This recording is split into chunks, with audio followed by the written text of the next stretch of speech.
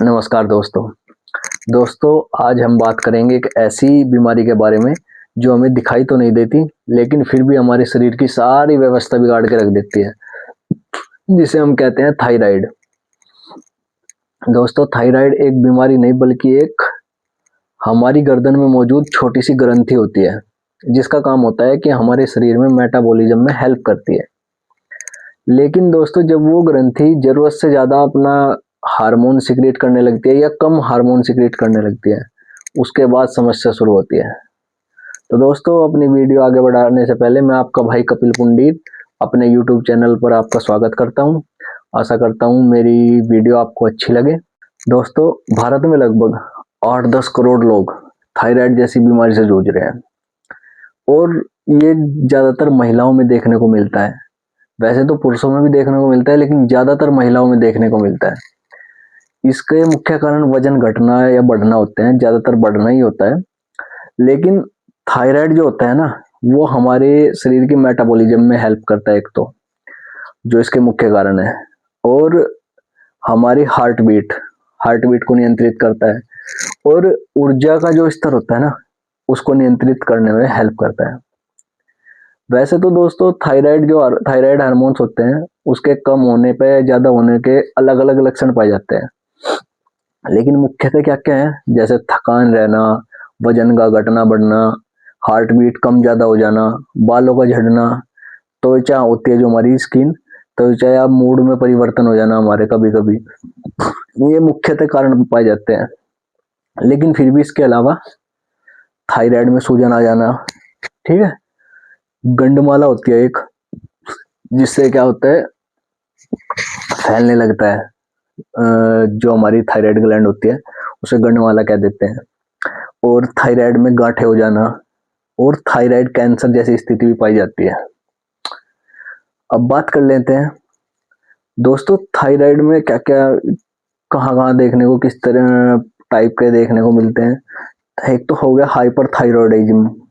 इसमें क्या होता है हाइपरथायरॉयडिज्म में, कि थायराइड जो ग्लैंड होती है वो पर्याप्त मात्रा में हार्मोन सिक्रिएट नहीं कर पाती, जिसकी वजह से हमारे शरीर का मेटाबॉलिज्म बहुत धीमा हो जाता है। उससे क्या होता है, एक तो हमारे शरीर में थकान रहने लगती है, वजन बढ़ने लगता है, ठंड लगने लगती है, ठंड महसूस देने लगती है, थोड़ी सी ठंड भी, और कब्ज रहने लगती है। अब बात कर लेते हैं हाइपरथायरायडिज्म के बारे में। इसमें क्या होता है कि इसमें थायराइड ग्लैंड जो होती है ना, वो हार्मोन जरूरत से ज्यादा ही बनाने लगती है, जिससे क्या होता है, मेटाबॉलिज्म तेज हो जाएगा हमारा।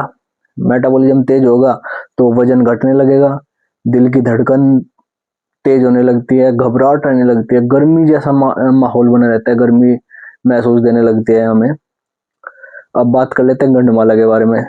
इसमें क्या होता है, जो थायराइड ग्लैंड होती है उसका विस्तार होने लगता है, मतलब फैलने लगती है।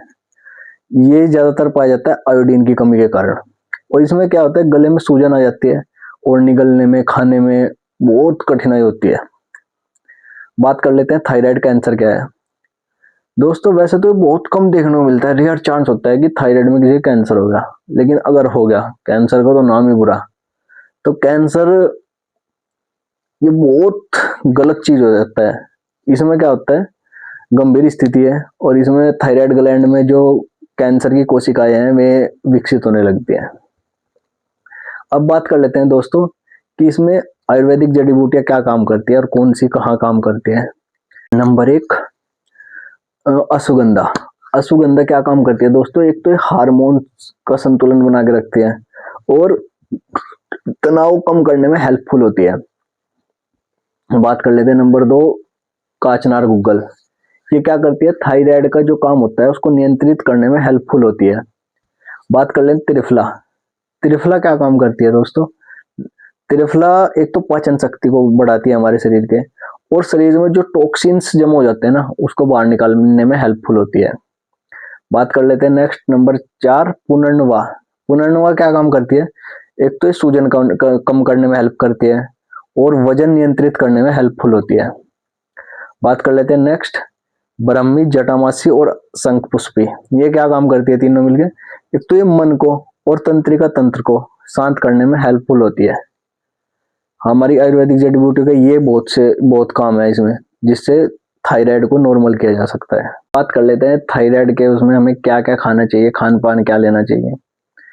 तो दोस्तों, हमें साबुत अनाज, हरी सब्जियां, अंडे, समुद्री शैवाल जैसे, और जी प्रोटीन युक्त फल और फाइबर से बनी चीजें, साबुत अनाज, अलसी, ऐसी चीजें खानी चाहिए।